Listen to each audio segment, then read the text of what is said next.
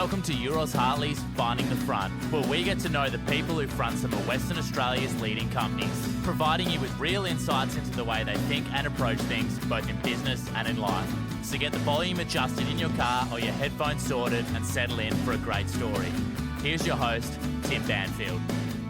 Welcome everyone, and thanks for tuning in to a brand new episode of Euroz Hartley's Finding the Front. Euroz Hartley's is a proudly Western Australian leading financial services business, specialising in the provision of corporate finance, wealth management, stockbroking, institutional sales and targeted research services. If you would like to learn more about the expertise and services we provide, please don't hesitate to contact us or visit us at www.eurozhartleys.com. Well, what a cracker of an episode we have for our Finding the Front listeners today. Our guest is highly respected and highly regarded business leader, Mr. Anthony Kiernan AM. Tony, as he is well known, is a 35-year veteran in the management and operation of listed public companies and is the current non-executive chair of lithium powerhouse Pilbara Minerals, stock code PLS, and is also the current non-executive chair of growing Leonora gold miner, Raleigh Finlayson-led Genesis Minerals, stock code GMD. Tony has many highlights throughout his wonderfully impressive career. The learnings and takeaways are immense. In this captivating chat, we touch on his early days growing up, his move to being involved in media and law. Then we pivot and focus on his stellar board-level influence and contribution to the mining and resource-focused corporate world. Tony shares some seriously valuable insights on mining, his belief in cash flow and in dividends, and his love of the mining sector and the people in it absolutely shines through. In recognition of his lifetime of effort, Tony was awarded a member of the Order of Australia for his significant service to business and the community, which says it all. This is an absolute ripper, and Tony, as you would expect, says it as he sees it. So without further ado, it is a huge privilege to introduce to Euroz Hartley's Finding the Front, the non-executive chair of Genesis Minerals and Pilbara Minerals, and all-round great bloke, Mr. Tony Kiernan. Tony, thanks very much for joining us on Euroz Hartley's Finding the Front. We really do appreciate you taking some time out of your huge schedule. I know you've literally just flown back from Melbourne to be on the show. We have a lot to cover, and you've had such a hugely impressive and interesting career, but it's just so good that you could take the time out to join us. Oh, no problem, Tim. I appreciate the opportunity. You know, and your job is to make a boring bloke sound interesting. Well, look, Tony, just to start with, as we usually do on the podcast, is learn a little bit about your background, which is just really interesting. You were born in Perth back in 1950. Yes, in Subiaco. Yeah, and tell us a little bit about that when you grew up. Oh, well, I was a Perth boy. I did primary schooling. In fact, I did first school was St Thomas Street State School. Yeah. Then secondary schooling was primary schooling. Christchurch, and then Guildford Grammar School. I was born into a trucking family. My father, Laurie Kiernan, was running a transport company called James Kiernan that had been started by his grandfather many years before that. And we lived in Railway Parade, West Leederville, and the house was on the back of the transport depot. So I used to spend a lot of time, not that I'm very mechanical, Tim, I can give you the big tip, but running around the trucks and looking at what they were carrying and that sort of stuff. And often I was driven to school by some drivers in an old Bedford truck. Is that right? Yeah. Tell me, you went to Christchurch, then went across to Guildford. I did, yeah. Christchurch, I lived in Dalkeith and I went to Christchurch. My father was an old Gulfordian and he'd boarded from the age of 9. Yeah. So I was in that era where, send the boys off to boarding school and if the preference is there or the ability there, go where your father went. So I went off to Guildford Grammar School at the age of 12. And you boarded? I boarded for 5 years. Yeah. At Guildford. I had 1 year where I went to Victoria. Dad in the transport business was working for May Nicholas at the time, which had bought James Kiernan Transport.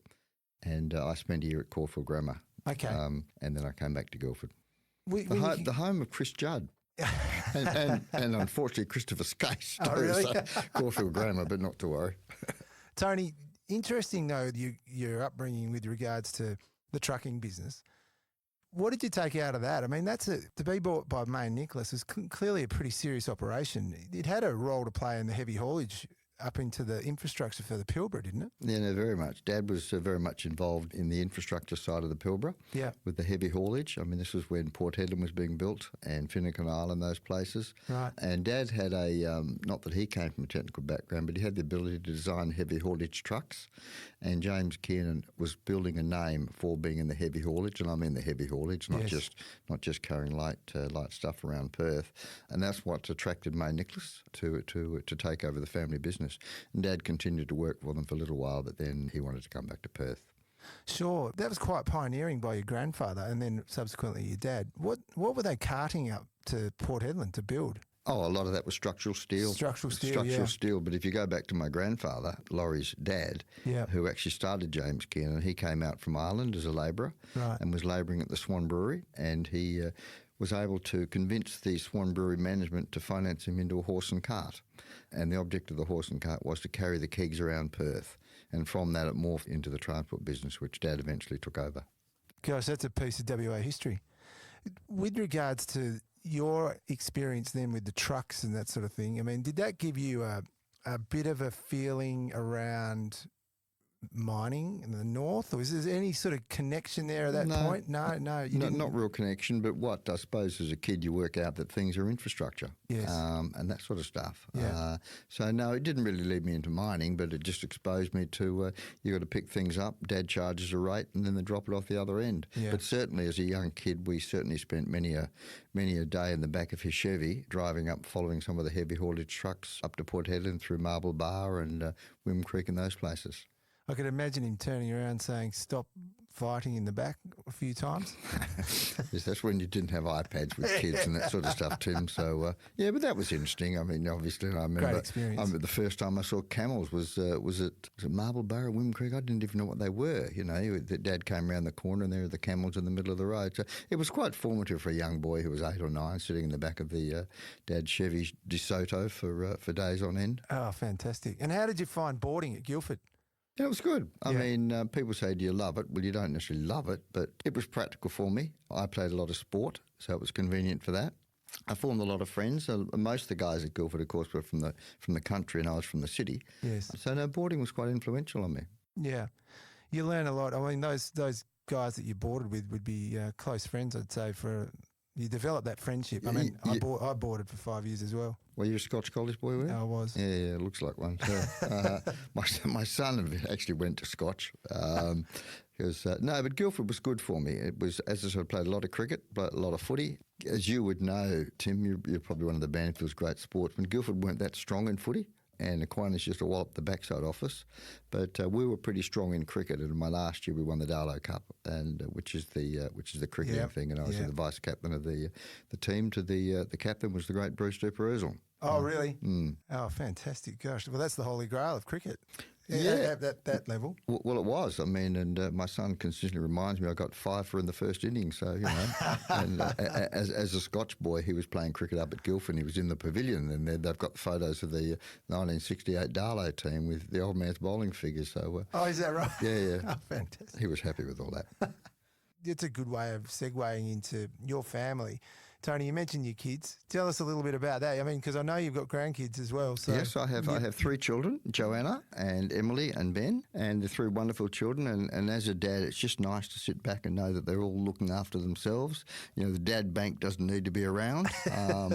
And Joanna, my older one, she's company secretary for a number of companies in the junior resources space.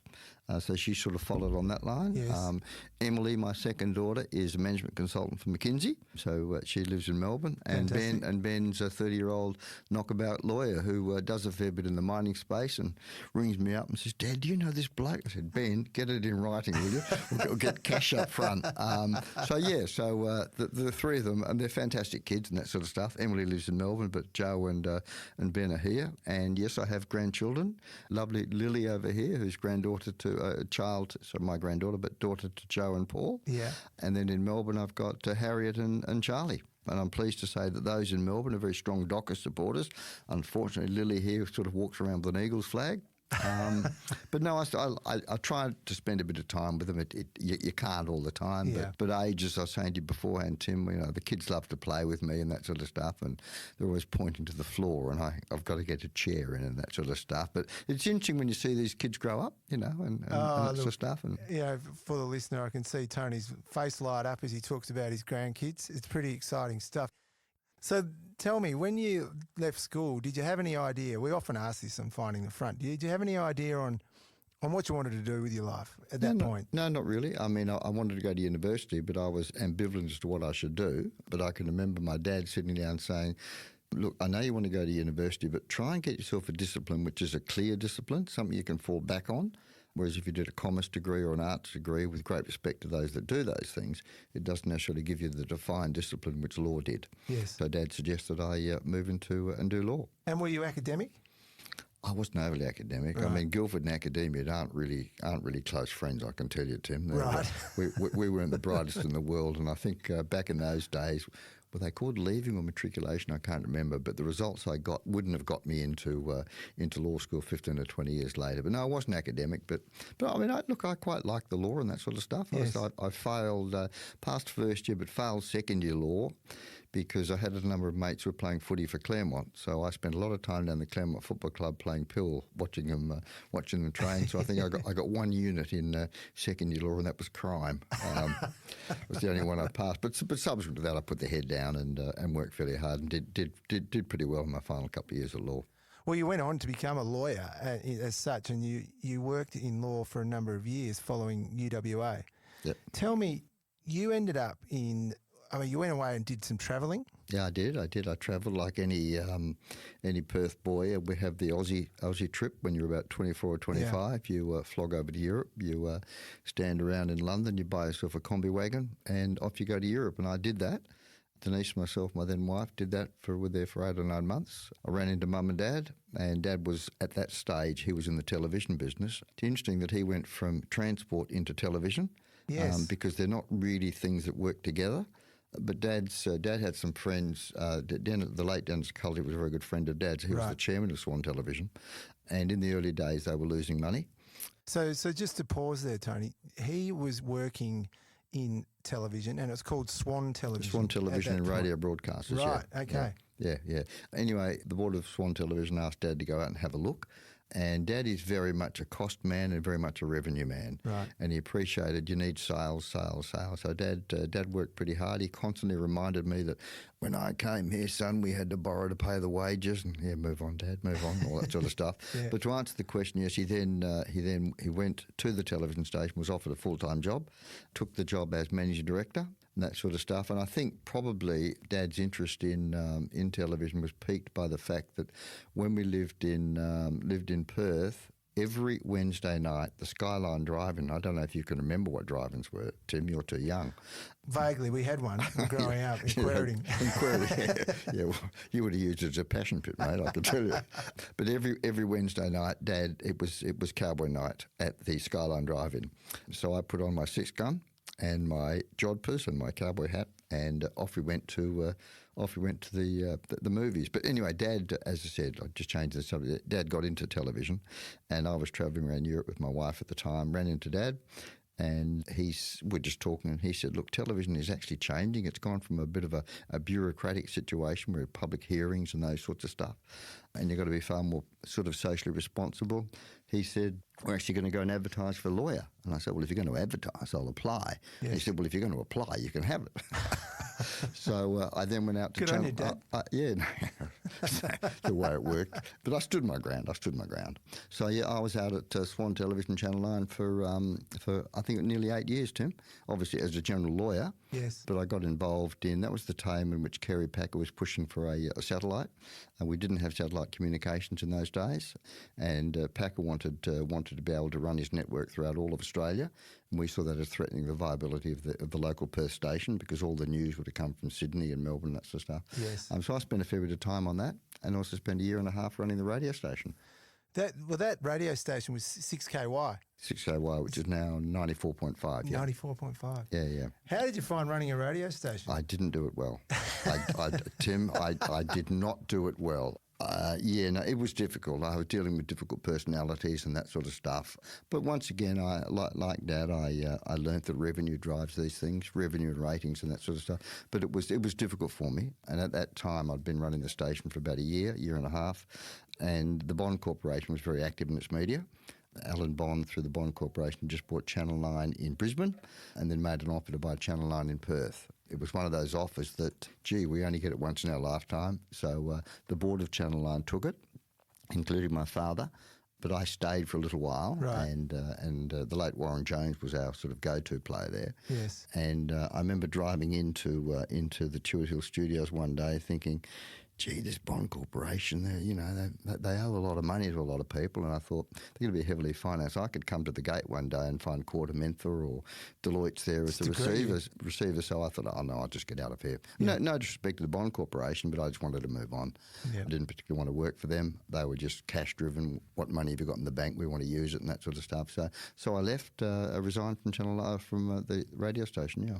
So this is quite a sliding door moment at this point. So you've come out of being a media lawyer, running a radio station, and you've sort of pivoted then into business more generally. I did. I never was destined to be a lawyer. Yes. As such. I mean, it's a great discipline, and my son's a lawyer, right. which is terrific. But no, I'd always had a bit of an interest in business, and when I left, I went to West Perth, took an office with my great mate Tim Goyder, and I continued to practice law, mainly at the junior end of the market. There was a time where there were a lot of companies being floated. Yes. Guys didn't have the 15, the 20 grand, the 30 grand to afford the lawyers, so I actually capitalised or took my wages or my salary or the fees in shares and stock. Yes. So I got involved in a lot of companies that way, just doing that sort of stuff. And I can remember, Tim, I mean, I know you know the resources sector, and it's pretty aggressive and pretty interesting in WA, and something they can float and list things at the drop of a hat. I actually listed the same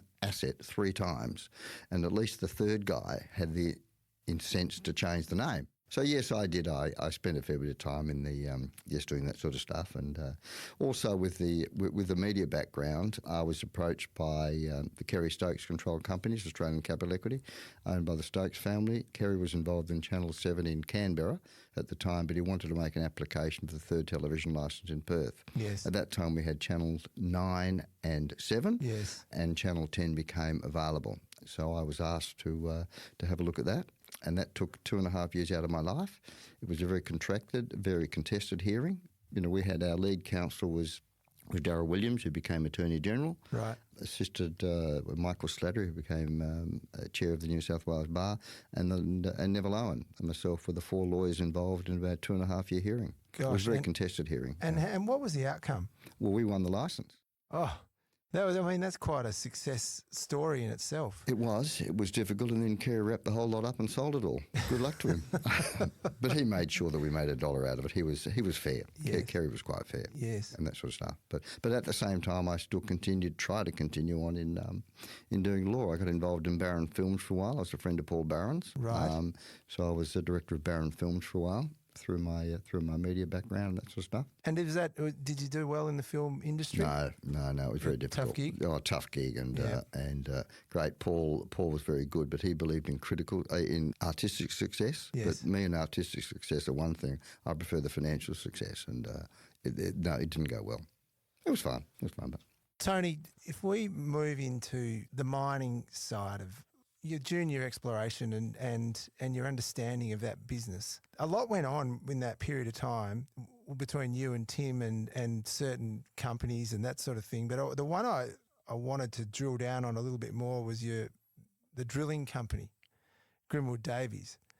What a fantastic story that has become. But, the experience would have just been, for you being a media lawyer, former media lawyer. Former media lawyer. But now a resource tycoon, yes, at this stage, hanging around with companies with a market cap of $2 billion, yeah. Go on. Having a crack. Yeah. And that's a good way of describing it, having a crack. At this point, Grimwood Davies, tell us a little bit about that one. Yeah, I was sharing off with Tim, and as you know, you've interviewed Tim. He's a really go-getting sort of a guy, very self-driven, Tim. We had a company, I can't even remember its name. We had a lot of broke companies at that stage, and we decided we needed to put a business into it. So we went and approached Denny Grimwood, who was running a company called Grimwood Drilling. We put 3 RAB rigs into this company and listed it through Hartley Point, I think from memory, Rob Black, I think. Anyway, the fact of the matter is we built the business up. Tim was the managing director. The late David Aspinall, who came from the Channel 9 side of things, was our chair, and I was an executive director. Tim, unfortunately, contracted leukemia. I remember him walking into my office. I don't know what Tim would have been. He must have been mid-30s, with tears in his eyes, and said, "Look, TK, I've just been diagnosed with leukemia. It ain't looking good." So he had to look after his health. Yes. The board turned around to me and said, "Well, look, Tony, you know the business. We know you don't necessarily come from a drilling background, but would you step in as the managing director?" Which I was happy to do. But as you pointed out, Tim, it not the sort of thing that came naturally to me. You know, if you look at my hands, they're what I call corporate hands. They're not operating hands, which I often show people up on site when they ask me questions. I say, "Have a look at these. These are corporate hands, mate." I wouldn't even know what a wrench is. But anyway, no, I did. I can't remember how many rigs we had at the time. Probably we'd merged with Keith Biggs's RC Drilling in Kalgoorlie, and we'd formed and changed the name of the company from Grimwood to Grimwood Davies. I think we probably had 12 or 13 rigs. Yes, and I went on as the managing director for a couple of years, and it was difficult for me because these things don't come naturally, and the way that they express themselves in the drilling industry is not necessarily the way I used to express myself on the corporate table. Yes. Like, they'll say, "It's rooted," and I say, "Well, hang on, does it work?" and that sort of stuff. So, but look, I was flogging around the bush there with a hard hat and the boots for a couple of years, and I really admire those who work in the bush. The drillers were working in the heat and the rain and that sort of stuff. I admired them for it. But Tim even though Tim was not well, he kept an eye on it, and Tim understood that in drilling you need metres per day. Yes. How many metres has each rig done? So at least I had the sense to be able to get from the chief financial guys a sheet of paper every day to say what rig 1, rig 2, rig 3, rig 4, rig 5 had done, how many metres they'd done. I mean, you wanted your RC rig to do between 150 and 220 metres. You want your RAB rig to do probably 300 or 400 metres. You want your diamond rig to do 30 or 40 metres in a shift. So I sort of learnt all that. And as part of that, I then had the fortune of taking a couple of rigs offshore. We bought a business in Dubbo, New South Wales, on the multi-purpose side of things, which was a rig which is both RC and diamond. But I was rung up by a New Zealand geologist who is now working for Anglo in Tanzania, who had used the Grimwood RAB rigs before. Right. And RAB drilling was a concept not really used in Africa. And he rang up and said, "We'd like you to come over here to Tanzania and talk to us about bringing a couple of rigs over."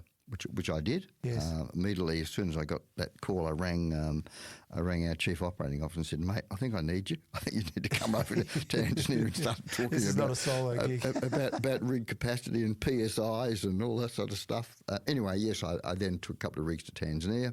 I had the fortune to take an RC rig to Burkina Faso for Resolute. So as you say, Tim, it was a bit out of my comfort zone, but it hardened me up, and I understand the concept of hard work.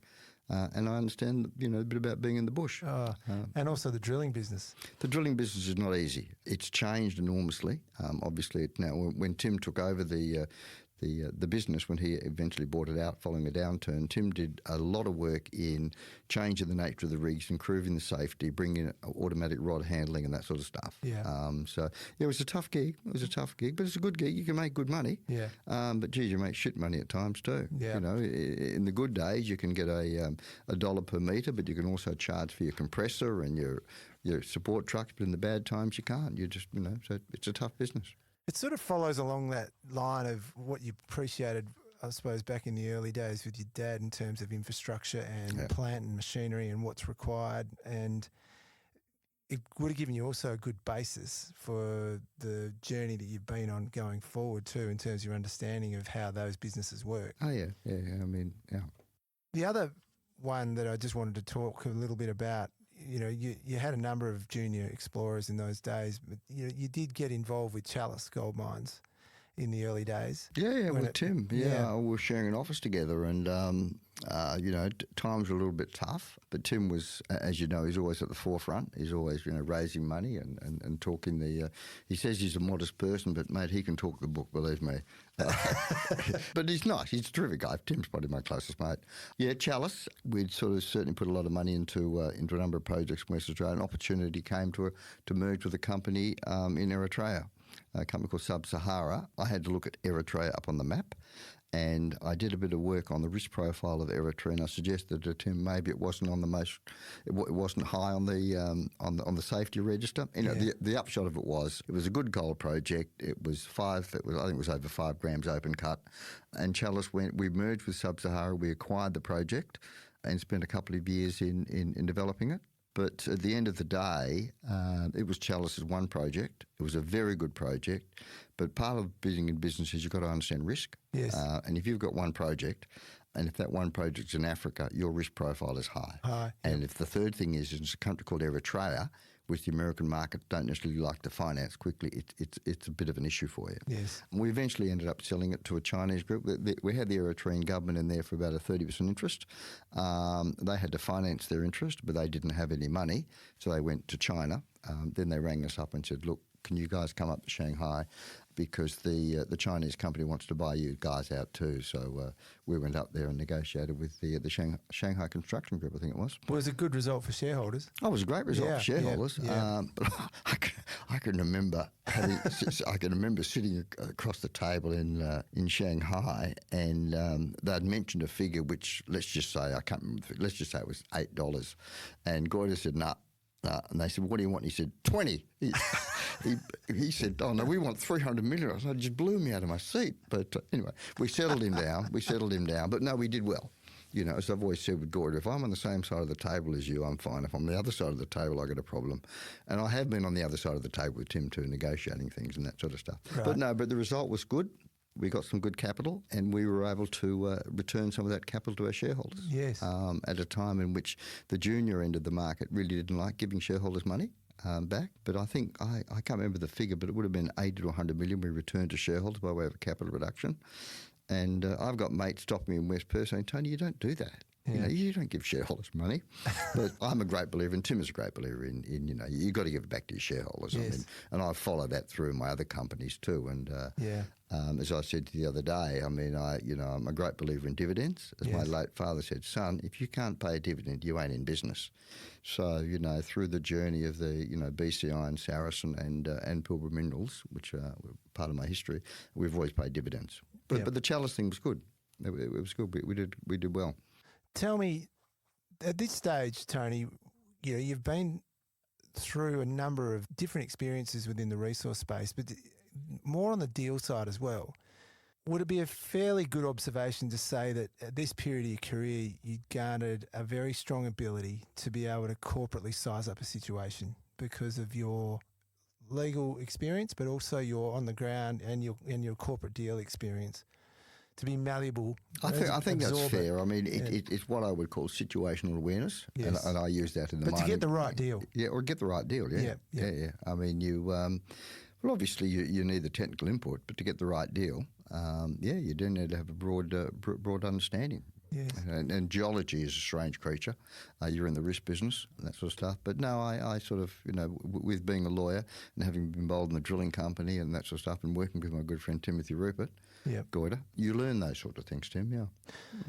Just before we carry on, your interesting comment, it's the risk business. What drove you with this early did you just love the thrill of the resource sector in terms of the find and the deal and the people you worked with? What was the real driver of this? Because you clearly have enjoyed it for a long period of time. You've got massive amounts of experience and a huge career, but we're in our sort of earlier stages here. What did you love about it? Well, the people are pretty good, to tell you the truth. Yeah, a lot of them, a lot of the geos are pretty grounded. They're pretty normal sort of people. They sort of forget where they are, geologists. I mean, you'd be in the office and you'd say, well, where's Tim Banfield? And you'd say, oh, we don't know. He's gone somewhere. That's the nature of the geologist. No, Tim, I think it was the challenge. I mean, people use the phrase the thrill. Yeah. But, gee, you can go from zero to hero or hero to zero in 10 minutes, mate. Yeah. I mean, a good ore body can hide a lot of sins, can make some pretty ordinary people look good, and that sort of stuff. Yeah. But it's a grounded industry. It's a grounded industry. It's difficult conditions and that sort of stuff, but you're dealing with the capital markets, which sometimes have a different view than you, and you're dealing with the operational market. And sometimes they get together, sometimes they don't. But it's just interesting. And working with good people on boards, you need to have your range of your skills depending on where you are. But your metallurgists, your geologists, your finance guys, and that sort of stuff. Yes. And I was always destined to be involved in business along the line. Yeah. At times, that you've got to avoid the legal stuff overriding you, because some people will take risks too seriously. But mining is a risk. Yes. I mean, I have 3 rules, not 3 rules. If a young bloke came to me and said, "Look, Tony, you're an old bloke, you've got grey hair, I'm thinking of going in resources space," I'd say, well, let me just give you 3 rules. Number 1, you are a price taker. That's all you are. You're a commodity. You cannot set the price for your commodity. You're a price taker. Yes. Number 2, you're in the risk business. You've got a business risk, you've got a geological risk, geopolitical risk, and third rule is, son, don't live the dream, because tell you what, the dream collapses at some stage. It's the old Kenny Rogers, Yeah. Know when to hold them, know when to shoulder them. But so it's good. And I've had a lot of fun in it too. I've had a lot of fun in it. Oh, fantastic. Thanks, Tony. Well, I want to progress a little bit here. A significant part of your career involves a company called BC Iron. You joined as chair in 2006. Really interesting company. I know it started out as a junior. It involved Mike Young. Yeah. And you went on the road to raise money and started to drill out the deposit. Yeah. No, well, BC Iron, as you said, it was we sort of weren't too far from Fortescue Rail. And I think DJ Carmichael was floating at the time, and they came to me. I knew some of the guys and said, "Look, Tony, we want to go list this company called BC Iron, and we think there's going to be some corporate issues dealing with FMG and getting on the rail and that sort of stuff. And we'd like you to look at chairing it," which I accepted. And as you say, we then had to raise the money. Mike Young, the then managing director himself, went on the road. And when I can remember vividly, when I was on the road, I kept on saying to the brokers that this is not a lifestyle company. If you give us the money, we're going to drill that resource out. I can't guarantee it'll work, but it's not a lifestyle company. So people back you for that. If you just say, people understand in exploration, you lose money. Yeah. But gee, you can make money. Anyway, we drilled the resource out, improved the resource up, and it was a good resource, but it's bulk commodity.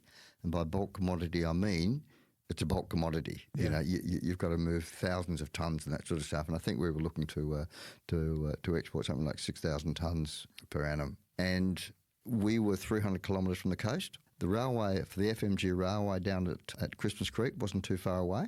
So we knew we had to sort of negotiate with FMG to get on their rail. And it wasn't easy. It was a time in which Andrew was arguing with BHP and Rio trying to get on the West Pilbara rail. Yes. So we thought, well, maybe they'll be a bit more conducive to deal with us. So we went to FMG and endeavoured to get on their rail, and it was a difficult process. It was a difficult process to get on the rail. At the end of the day, we were able to get on the FMG rail, and we had to bring them into the project. And I got quite heavily criticised for doing it, because people were saying, well, look, you've given away a fair chunk of your value. And I said, mate, we're 300 kilometres from the coast. I got no value. Yeah. And our board appreciated that and understood that. So we negotiated with FMG and brought them into the project. And that made the company. That made the company. Well, it was the first junior mining company It was the first junior use mining. both third-party rail and port infrastructure. That's right, yeah. Owned by the major company being in the Pilbara. Yeah. Which was quite a significant achievement. And not to mention that, it was highly successful and delivered a significant dividend to shareholders. Oh, it did. We did. It was a time in which the market for iron was pretty strong. So, we were 57, 58% iron, right? Whereas Rio and BHP 62%, which is the higher. But in that time, you could get away with your 57, 58%. Fortescue, I think, generally runs about 56%. But no, we garnered good money. We had strong cash flow, cash balance, and as I mentioned before, we were able to pay a dividend, which was terrific. I remember the day that I said, boys, we're doing well here, let's pay a divvy. My dad was very happy. Not that he was a shareholder, but he understood that, you got to pay a divvy. Which we did. But BC Iron had a good journey, but like a lot of projects, you eventually run out of ore. And we sold the camp and what was left of the project to FMG. But it was a good journey. That delivery of shareholder return in Chalice and then it's occurred again in BC Iron, and then again you've got that example, which we'll get to in Saracen, and then you've got it again with Pilbara. That method of doing business, your rules of engagement are clearly shining through. You can see a consistent path. It seems to be quite a theme. Well, yes, but, there's a lot of people who make up a team. I mean, going back to the BCI days, Mike Young. Mike was a terrific resource geologist. He wasn't the best person of looking after the widgets. I can remember when we got into production, I said, Mike, we're in the widget business now. And he said, what do you mean? I said, Michael, we are in the cost business, because that's what you are in the resource. You're in the cost business. Mike was a big picture man and did a wonderful job. But Mike stepped down, and then the Chief Financial Officer, Morgan Ball, stepped in as the Managing Director. And Morgan was then in Saracen, Northern Star, and he's now in Genesis too. But you do need people around you that understand it. But certainly, Tim, from my point of view, if you ask anyone, you ask Raleigh Finlayson, you ask Dale Henderson, you ask Ken Brinson, Tony's very cash flow driven, very cash flow driven. You've got to have cash in the bank, and that sort of stuff. Loud and clear. Yeah. That's a good part. We could then move into... I mean, you just mentioned a group of people there who are quite significant in terms of, well, you looked at then opportunities to be a chair in other companies, and you've gone to Pilbara Minerals in 2016. It's an amazing story, an amazing journey. Here we are in 2023 with a market cap in excess of $12 billion. Well, yeah. I mean, it was, probably 2 months ago, it was close to 15 billion. That's right. Billion. Yeah. A lot of money. It's a lot of money, and you've been chair and overseen that period, and along with the team. Yep. Tell us a little bit about that and how you joined Pilbara, and you mentioned Ken's involvement at the time as well. Ken rang me up. Pilbara was a sort of an exploration company. I mean, it was started by Neil Biddle and John Young, who are well-known West Australian explorers, and with sometimes a colourful background. I knew them both pretty well. Yeah. They're good guys. Look, they'd got the stage where they had a resource and they knew, hang on, we're exploration geologists. We just need to get a new team in. They brought Ken in, who'd been running Atlas, who had run Atlas in his days. And they said, look, Ken, we want you to, if you go, give Tony Kiernan a ring and see if he'd like to join the board. Ken rang me. As a blast from the past. He came and spoke to me. I said, well, KB, I'm pretty happy what I'm doing. I was up in the Chalice office at the time, that sort of stuff. But I spoke to Ken about his vision for lithium and his understanding the EV market and the critical minerals and those sorts of things, and he convinced me that he knew what he was doing. And also, as I said to him, anyone who survived the Atlas experience has got a rough idea how to run a company. Yes. So, and then Neil Biddle rang me the following day just to follow up on that. So, yes, I joined the board.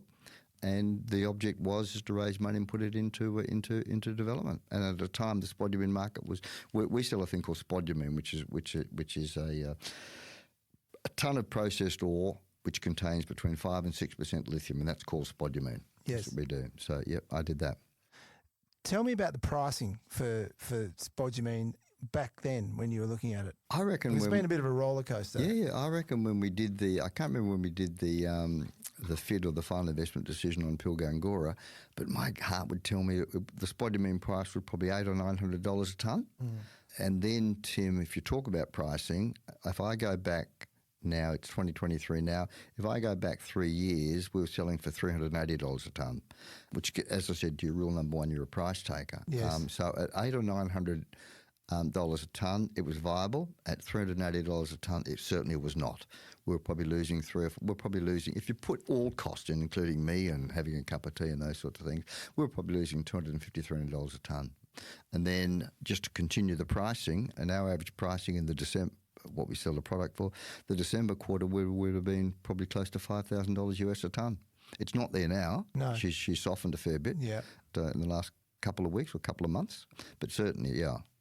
Tony, that point where you were sort of, to use a term, you're staring into the abyss in terms of that price drop and you're losing money like that.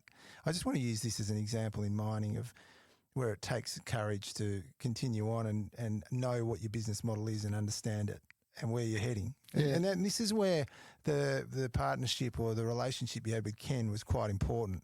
You go back to that strategy of where he saw things were going. No, he had a view of where it was going, and I did too. We could have closed the operation down then. We could have closed them, and it was obviously you have options to close down, moderated production, whatever it is. We wanted to keep it going because we believe, for two reasons. One, we believed in the market, and secondly, we'd built up a fair bit of intellectual property within inside the business. It's not like iron ore. Iron ore, you dig it up, you crush it, you rail it, you truck it, and you ship it. In lithium, you've got to process it. And the nature of the crystals in the pit can change a lot. So what you focus on is what you call your recovery. For each ton of ore you put through, you try and recover as much payable minerals as you can. Yes. Okay, so if you're only doing 50%, right, your economics are nowhere near as good as if you're doing 70%. At the time, our recovery rate was running, it should have been running around about 73, 75%. It was running at about 50% because it's quite hard. Yes. And these new guys are going to find it's quite difficult. I mean, if you've got in the pit, if you go and get a ton of ore and it's got about 1.2, 1.3% lithium in it, that's a teaspoon.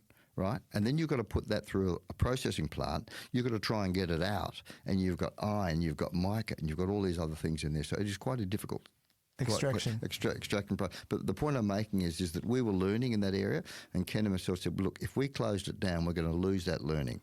So what we did was we made a decision to go into what we call moderated production. We didn't want to close it down as such, but moderated production, in its simple terms, turn the plant off, get a contract, ring the bell, turn the plant back on again, get the 5,000 tonnes out, turn it off again. Got it. And that's what we did. It was a tough time. It took courage at board level, but we continued on, had strength in the market, and then not long after that, the project next door, which was run by Altura Mining. Altura, yes. I mean, they were struggling. They were struggling under debt because financing these things wasn't easy, and they went to the bond market. And they were struggling and they were moving towards administration. The upshot it was our neighbour. We believed in the industry, we believed in their resource, and it's quite advantageous to remove the boundaries between two companies because you can operate from an infrastructure point of view. I mean, part of their resource ran right up onto our boundary, but you can't mine a resource vertically. Yes. They would have needed access to our ground and that sort of stuff. Anyway, the upshot of it was Ken and myself were quite keen to pursue that. The board were a bit ambivalent because we were struggling, but at the end of the day, I think we bought the project from the administrator for $220, $230 million. The difficulty is that we didn't have a lot of money at the time, and we knew that we went to the administrator, we had to be unconditional. We had to have the capacity to pay the cheque, whatever it was, on day one. So Aussie Super and RCF stood behind us. They were prepared to sub-underwrite and were prepared to back us, which we went through, and that was fine. Yeah. Well, they'd be very happy with that decision in hindsight. Yes, without giving things away, the issue was at 35 cents. I know RCF let it go at $1. Right. And they came to us and said, oh, look, it sort of reached I said, that's fine, guys, I understand that. And, they took a fair bit off the table. Aussie Super have sold down a little bit, but they've done extraordinarily well out of it. Yeah. They've done extraordinarily well. And RCF did too. Yeah. Gosh, you look at the value creation out of that acquisition, it's quite enormous. Yeah. When you look at the current day Pilbara, I know your last financials came out, cash at 3.3 billion, EBITDA at 3.3 billion. Yeah, they're big numbers. Oh, they're big numbers. As you mentioned, I just came back from Melbourne. I've been on an ESG roadshow talking about all things sustainability and that sort of stuff.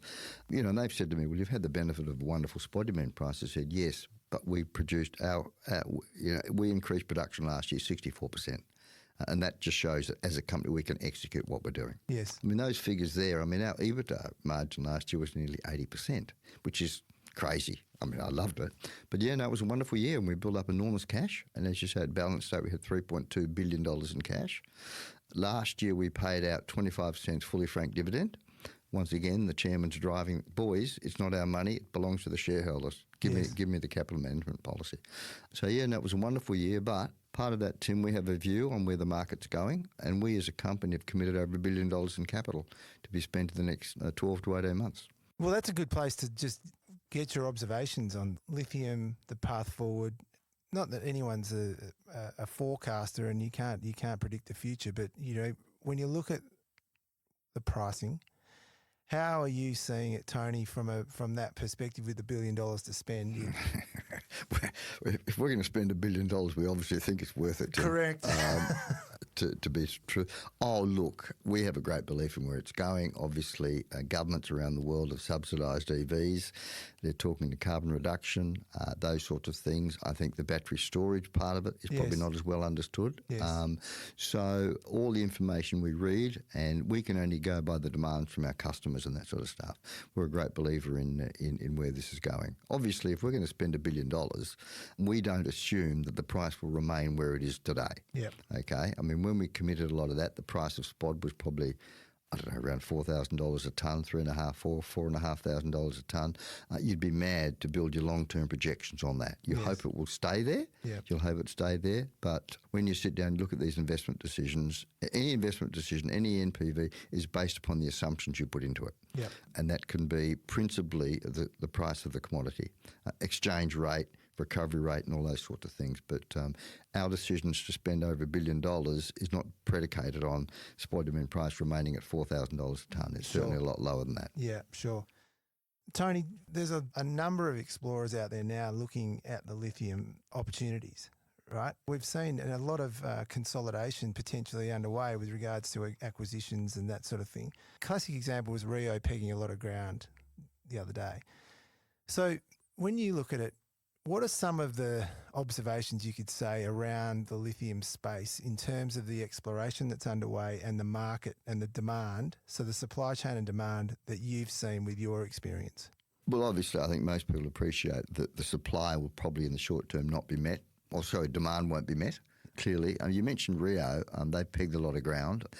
They've looked at the space. They're probably a little bit late in looking at the space, and I think they're probably, something like Pilbara clearly would have been on their radar.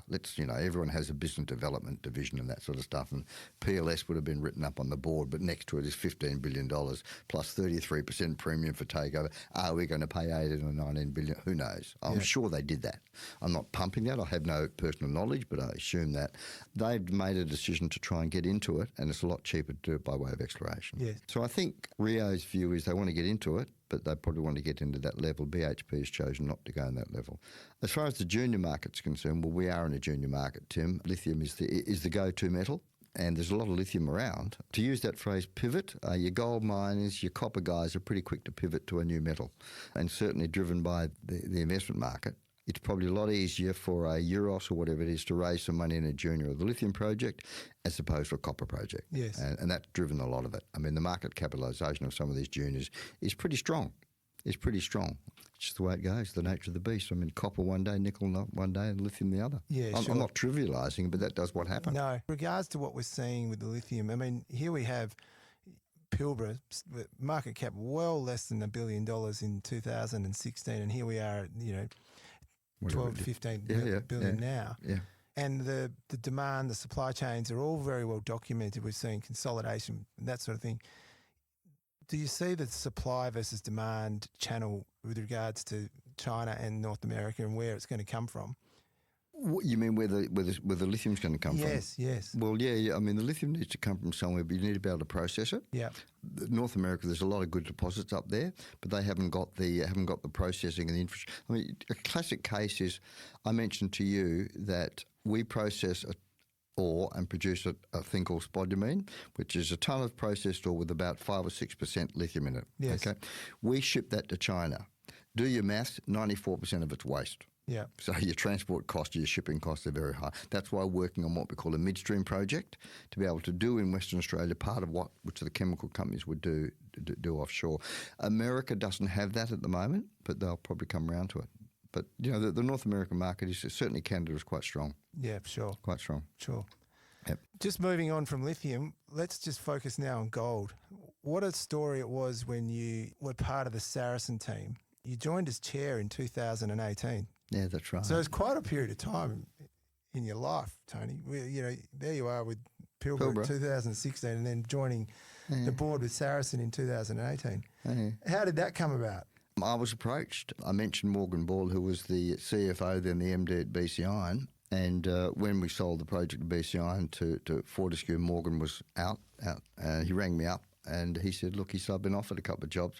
One is as the CFO at Saracen, And I said, well, I obviously know Finnish and my reputation. I said, look, I think it's a good company. Anyway, Morgan eventually went to Saracen. Their chairman was looking to retire.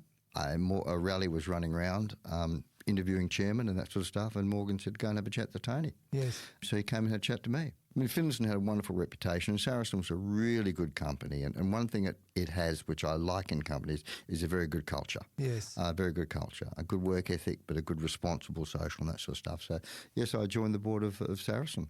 And that team was Raleigh, Morgan, Simon Jessup, and Marion. Yeah. And with Troy Irvin doing all the IR work and that sort of stuff. And, some very good on-site managers and that sort of stuff. But that was an interesting journey. I mean, they had a target of, flight to 400,000 ounces was Raleigh's target. But as I said, it was a very well-run company. But, when you look at your deposits, you want to project, like any business should say, where do I want to be in 3 years' time? Because in mining, you mine a depleting asset. So you've got to be able to replace it and that sort of stuff. So, Finlayson became quite keen on the Super Pit. We knew that Barrick was looking to dispose of its 50% interest in that. Raleigh came to the board and said, I want to have a good look at it. We understood that would be quite a bite size for our balance sheet. Yes. Quite a bite size for our balance sheet. But Rail wanted to push it. And the interesting thing about him, and it's why I like to work with people like that who work hard, he's very data-driven. Like any managing director, he had a wonderful view of the Swan River from Wesfarmers House and that sort of stuff. But when we started to look very closely at the acquisition of 50% in the Super Pit, he moved to the back of the office and was hanging around with the rock doctors, the mining engineers and that sort of stuff. Sure. And he drove that very hard. But that leads me to another thing about the team you build in these things. He was able to concentrate on the geology and the commercial side of it, but we knew it was going to be somewhere around $1 billion. Yeah. And we had some cash, but we didn't have $1 billion in cash and that sort of stuff. So it was pretty clear we had to be able to, once again, be able to commit when we put the offer to Barrick. So that required us getting our hands on something like $1.2 billion.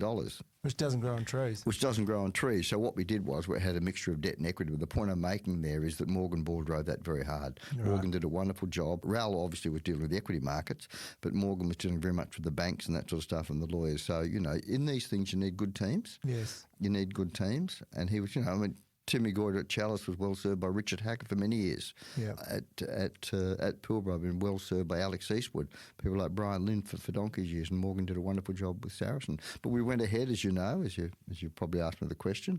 We then acquired the Super Pit, or half of the Super Pit, which was an interesting exercise because it was going to go to tender, and then I think about a week or two before the date. And if you've interviewed Finlayson, he may have said the same. The investment bankers for Barrick rang up and said, no, you need to get yourself to Canada. You need to have a letter in your hand, which will be an unconditional offer. So we assumed that Northern Star would be going on the plane and a couple of others, Evolution would be on the plane, that sort of stuff.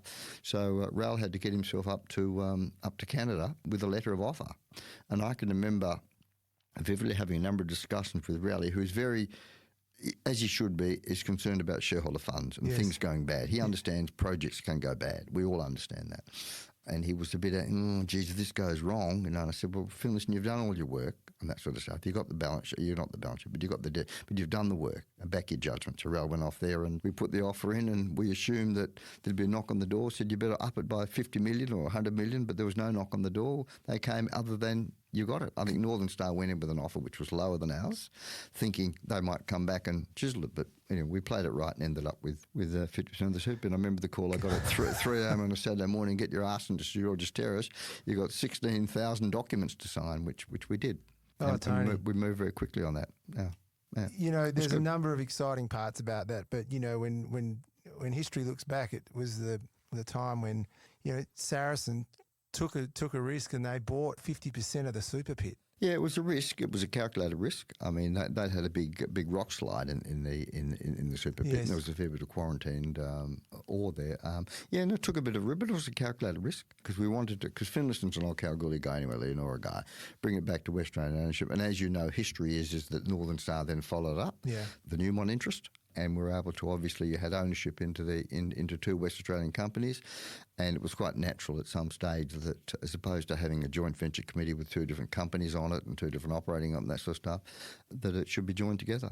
And there was the merger of the two companies.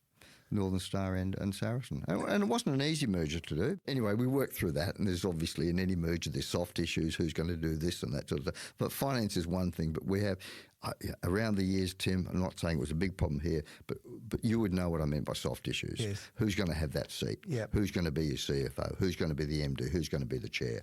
And in a merger like that, there were issues we had to address in that. They weren't difficult issues, but you got to address them. It was no small merger, a $16 billion tie-up. It wasn't. It wasn't. And I mean, I joined the board of Saracen at the time, as did Ral and Sal Langer and John Richard, Northern Star. the Northern Star board. Yeah. Just that part, and it's an interesting case study in terms of being a chair, right? And you're in a position now where you're looking at a sizable deal, firstly to acquire 50% of the Super Pit, and you're needed for that guidance, to be someone to bounce things off. What are your thoughts? Just give us a little bit, if you can, Tony, on where you see your role in this. And then clearly the merge, whilst to the outsider it seems logical, I'm sure that it's not that logical in every aspect. No. Yeah, and that part of your role, because I know we'll get to it at some point, but the role of a chair is a really important one. It's a difficult one. Yeah. It's a difficult one. You're a bit of a sanity checker. Yes. Obviously, you need to have a respectful relationship with your senior management, including managing director. I mean, I know all my senior managers without getting too involved, but you need to have a respectful relationship. You need to trust. Rule number one, trust the person who's running the company, because you ain't there. The role of a chair is, first of all, to get it. What is this company trying to do? What are you going to do? Are you an explorer? Are you a developer? Are you trying to sell this project? You're trying to merge, or whatever it is. And the role of the chair needs to be quite clear. In that, it is a bit of a sanity check. You need to understand the big picture, but the chair also has an important role in managing the board, because you get 3 or 4 or 5 different people on the board. You get some which are risk averse, some which are very risk focused and that sort of stuff. And the chair has to manage all that. And the chair often has to stand between the managing director and the board, because it's difficult. You can't have the managing director getting beaten up by non-executive directors all the time, because you'll create a relationship which will just break down. But the role of the chair is quite important in that. And then you talk about the merger of something like Northern Star and Saracen. On the face of it, yes, it looks like a good idea. But what probably drove that was 2 things. One was putting ownership of the Super Pit under the one entity, but also utilising the assets of Northern Star and Saracen in a constructive way. They all had their own processing plants and that sort of stuff. And between Tonkin and Finlayson, they were able to sit down and you can look at it and say, well, let's rationalise that plant. We can probably don't need to expand that plant, but we can increase that one. Yep. You know, I mean, Bronzewing, didn't have, I think it was Bronze, I can't remember, but we looked at, for that to fly, it was a Bronzewing. It needed Northern Star would have had to build a plant, but by looking at where Saracen's plant was, they could truck down to that and that sort of stuff. Yes. So this is where these guys get quite good. The synergies. I mean, people talk about synergies and they always say that your operating costs, and a lot of people overuse the word synergy and that sort of stuff. But it's in the infrastructure stuff that's where you can make it. You know, you can say, well, instead of you building your plant, we're running at 4,000 tonnes per annum, let's make ours 6,000 tonnes per annum, which will decrease the cost of running mine and will allow your ore to come through to my mine. Yeah. But chairman has sort of roles in those sort of things. I mean, I'm not a technical sort of person, but I always focus on what cash is required. I mean, I've always said, when people come with a proposition, I said, look, the purchase price is one thing. How much money do you need to keep this thing going? That sort of stuff. Gosh, so they all came together, as you say, Yep. first time and single ownership, for the Golden Mile being under single ownership for the first time in its 125-year history. Well, you were quoted in the Financial Times in 2020, Tony. This is an M&A that works, and it sort of really does resonate now that what we've just spoken about. Tony Kiernan, chairman of Saracen, said about the deal with Northern Star, this is a true merger of equals with real synergies that combines 2 dynamic entrepreneurial management teams. And, you know, that to me just speaks volumes about now the way you've described it. Yeah. I know you went onto the board of Northern Star and you retired in 21. And that, Tim's no reflection on Northern Star. It was a big board, and I sat down with Michael Chaney, who was then the chairman, and Michael's a good friend of mine and has done a wonderful job. And I said, Mike, this is 9 people on the board. As you know, I like to be a little bit more involved and that sort of stuff. And he said, well, what do you want to do? And I said, I don't think I'll stand for re-election, Mike. And he said, well, I'd like you to remain.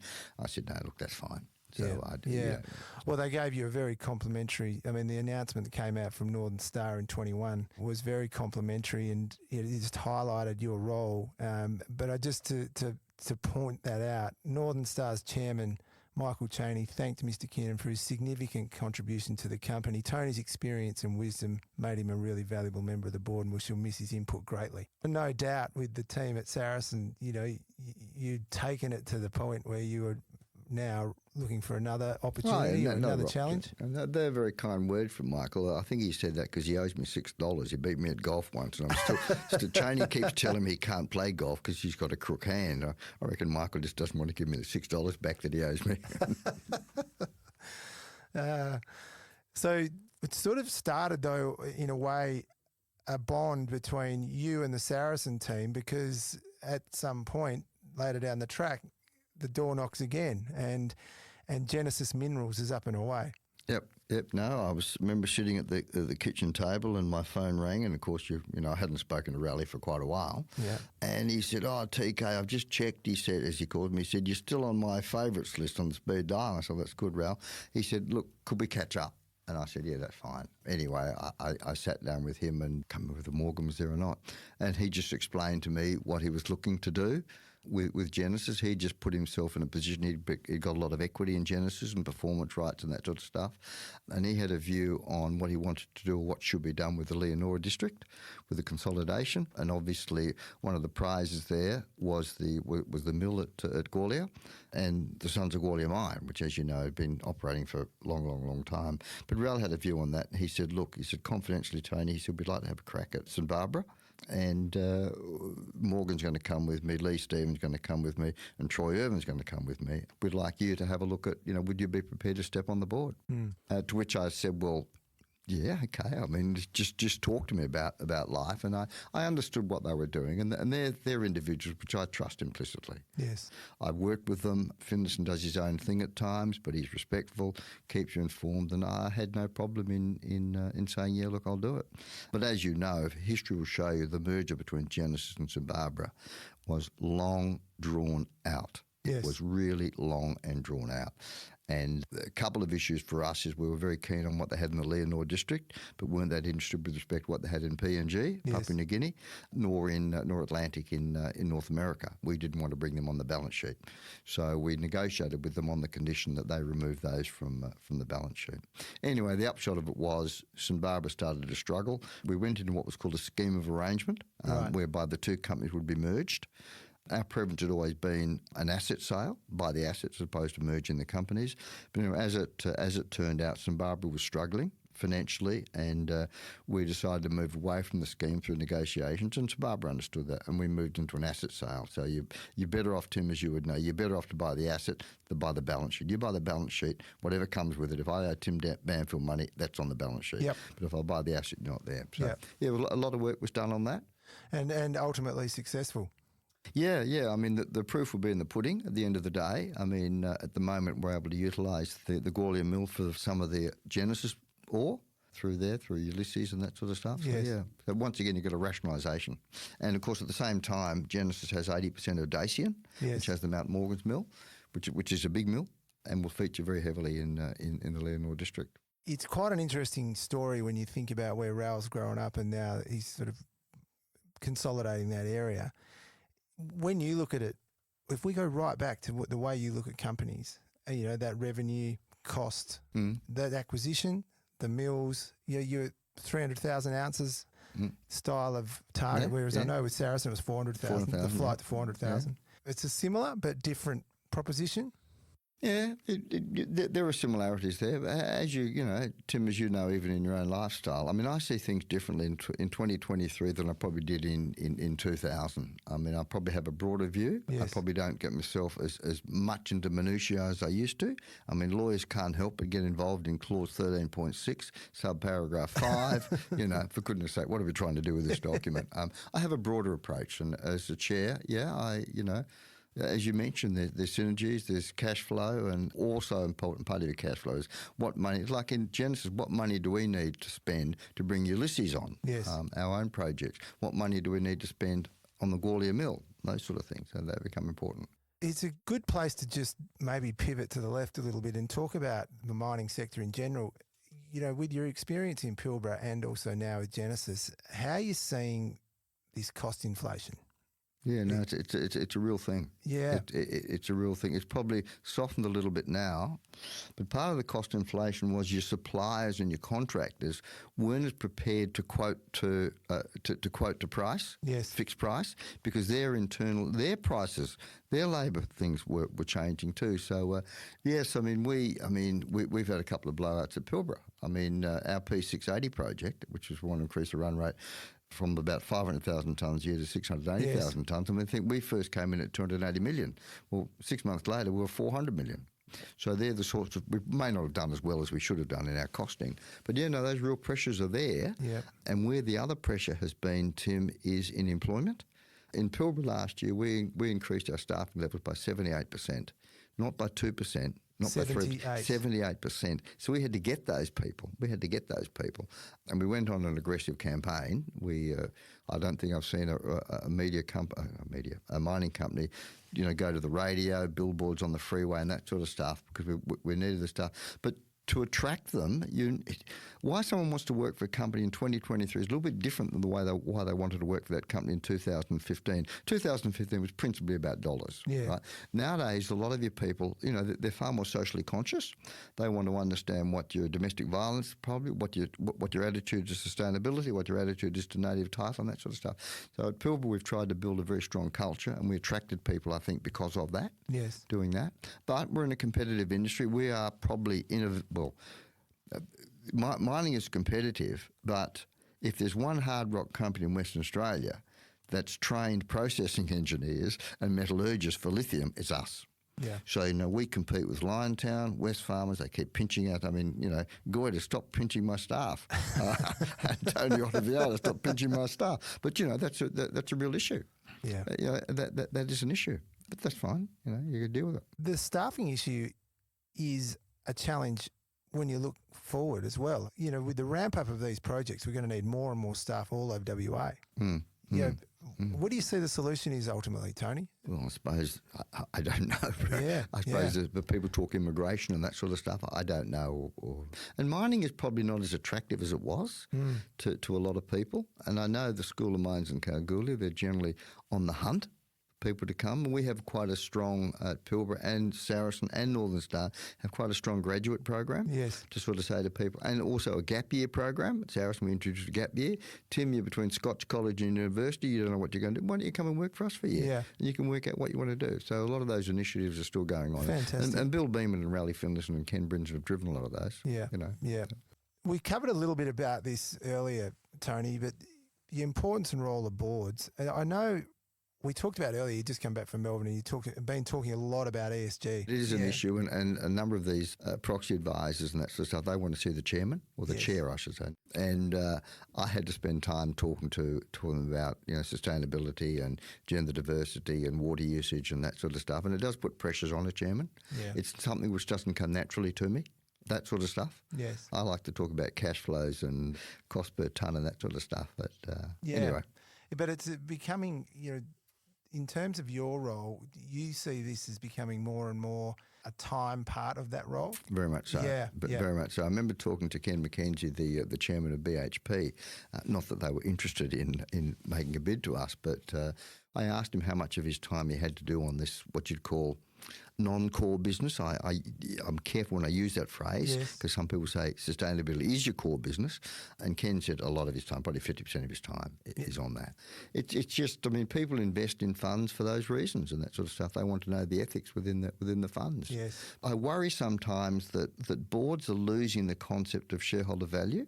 They're getting a little bit preoccupied with what I call non-core things and tend to focus on some of the negatives opposed to the positive and values and that sort of stuff. And I just find that there are a lot of good directors around, but there's a lot of poor directors around, Tim.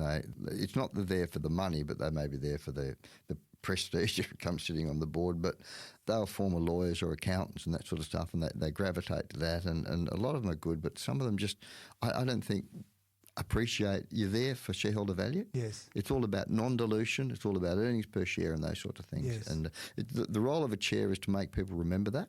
I mean, I've had times at Pilbara where the board said, oh, geez, you want to spend that sort of money. So I've gone to the finance department and said, I want a paper from you which is based solely on value.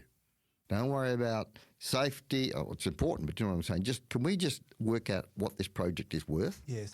And I want to know the assumptions you put in, your pricing assumptions and your foreign exchange and your recovery rate and that sort of stuff. And, I've had the conversation change quite markedly on a couple of occasions when we've actually looked at the value and that sort of stuff. So anyway, it's interesting. And the role of a chair is sometimes because I have difficulties with my directors at times. But I mean, the Pilbara board's a wonderful board. So is the Jensen board. They're wonderful boards. Okay. Oh, thanks for sharing that, Tony. It's really, really interesting.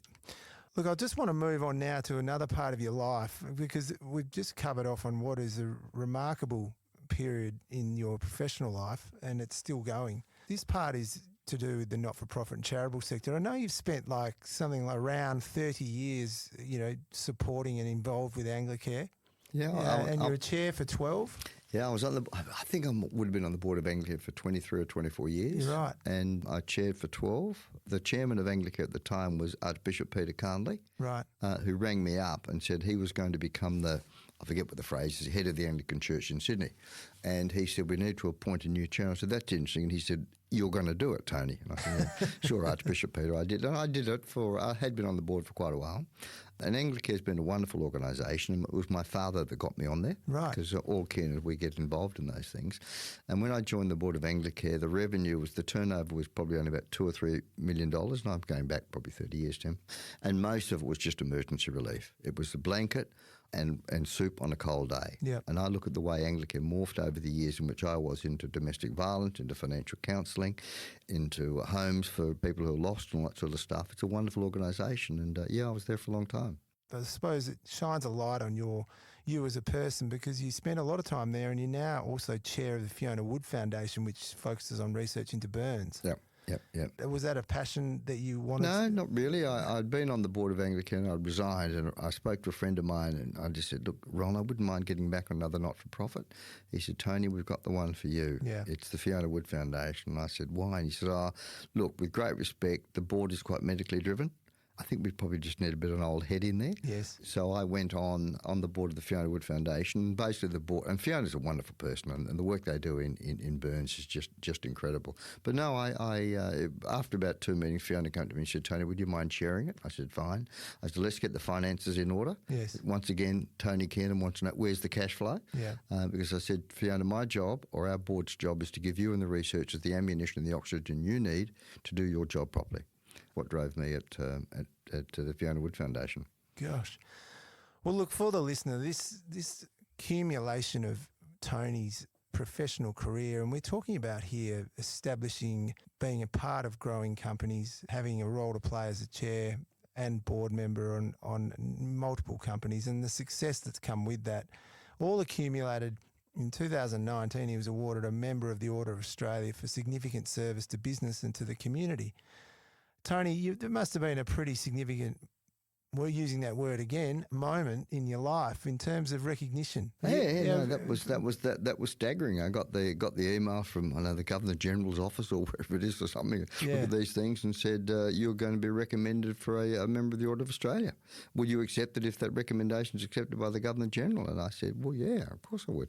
And it was wonderful, and to be able to share that moment with my family, my children were able to come, was wonderful.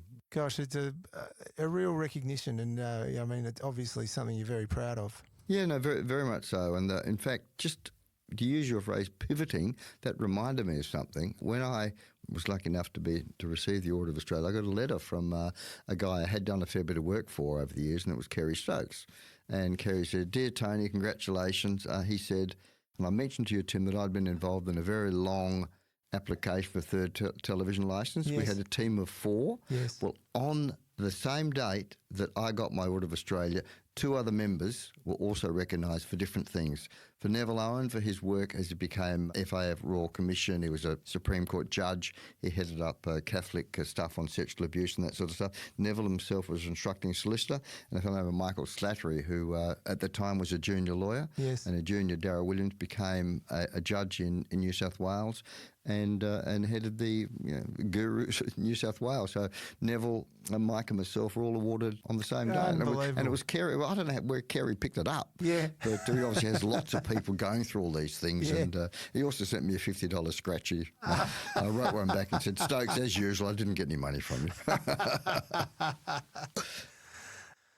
Well, look, Tony, I mean, that's a really good place to sort of start to, I suppose, bring this to a conclusion. We could talk for a long time. And I mean, I say that from my perspective because you are a very knowledgeable person. You've got so much experience and you're very happy to share, which is, thank you very much for that.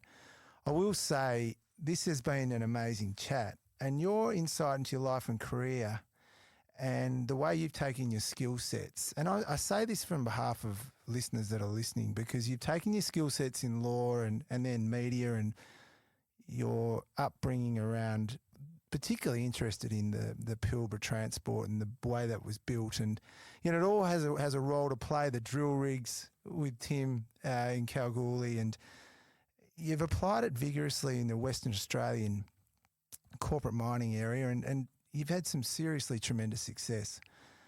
And I will say that you're exceptionally well respected. And this all comes through hard work. And, the Gary Player, I think, once said, the harder you work, the luckier you get. That's very true. I overlay that with your contributions to the special causes that are dear to you, such as Anglicare and Fiona Wood. And it's no wonder that you're awarded a member of the Order of Australia. So, Tony, thank you. And on behalf of Euros Hartleys, Finding the Front, thanks for joining us. It has been awesome. Thanks, Tim. I appreciate the opportunity. And as I said to you, it required me to reflect back on a lot of things that I've done or probably not done. And yes, I think I've been lucky enough to have a varied career and work with some wonderful people. And and here I am sitting across the great Tim Banfield. He's trying to make things good for me as I prepare for the Euros Hartleys Golf Day tomorrow. Thanks, Tim. I appreciate that. Thank you very much for the opportunity. Thanks for coming in, Tony. Okay, thanks, mate. Thanks for listening to Euros Hartleys Finding the Front. This podcast is for general information purposes only. Please check out euroshartleys.com for more information. Euros Hartleys holds Australian Financial Services Licence 230052.